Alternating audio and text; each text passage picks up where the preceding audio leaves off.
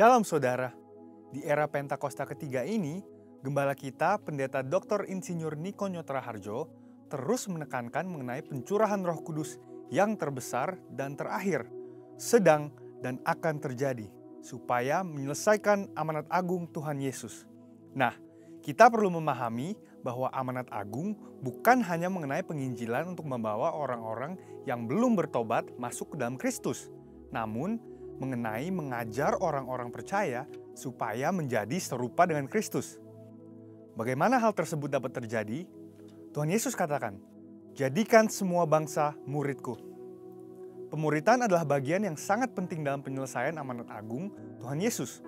Kabar baiknya, di seluruh dunia, hampir semua gereja memiliki program pemuritan yang sudah berjalan sejak gereja tersebut ada. Namun, pada tahun 2021, Dr. George Barna dari Barna Research memberikan satu statement yang mengejutkan sebagai hasil survei mendalam mengenai generasi muda. Dia berkata, pelayanan yang dilakukan oleh gereja selama 5 dekade terakhir sudah tidak dapat digunakan lagi kepada generasi muda saat ini. Pertanyaannya adalah, bagaimana kita menyesuaikan program-program pemuritan yang sudah ada supaya relevan dengan generasi kita saat ini? Salah satu jawaban yang disarankan oleh David Kinnaman dan Mark Matlock dalam buku Faith for Exiles adalah dengan pemuritan vokasional. Pemuritan vokasional dikatakan dapat membangkitkan satu generasi muda untuk menjadi resilient disciples atau murid-murid yang tangguh. Ciri-ciri resilient disciples adalah yang pertama, hadir beribadah di gereja dan aktif, bukan hanya sekedar datang untuk beribadah saja. Yang kedua, mereka percaya penuh pada otoritas kebenaran firman Tuhan. Yang ketiga, mereka berkomitmen secara pribadi kepada Tuhan Yesus, yaitu percaya bahwa Dia disalibkan dan dibangkitkan dari kematian dan mengalahkan dosa dan maut.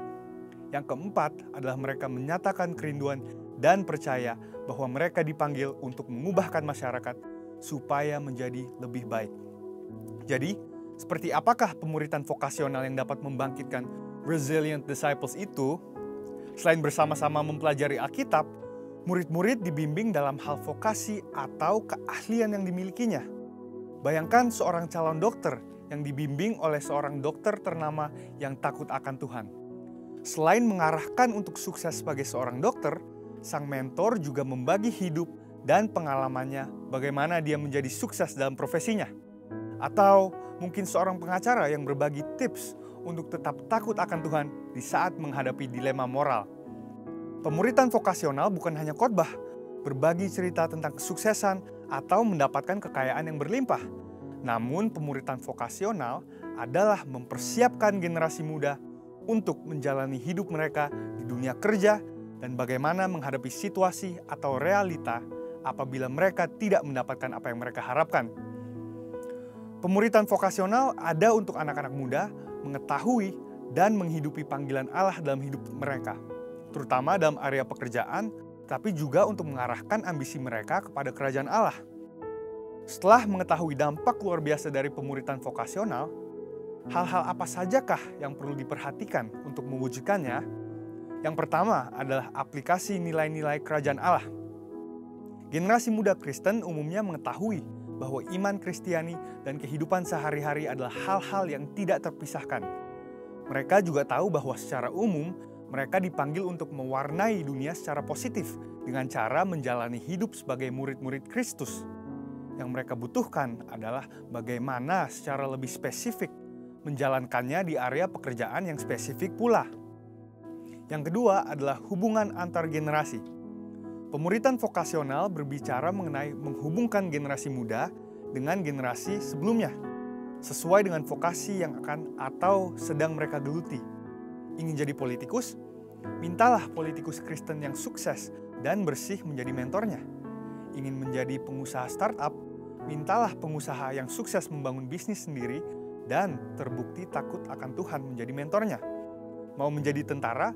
Mintalah perwira yang hidup dalam firman menjadi mentornya. Atau mungkin terpanggil menjadi pengkhotbah.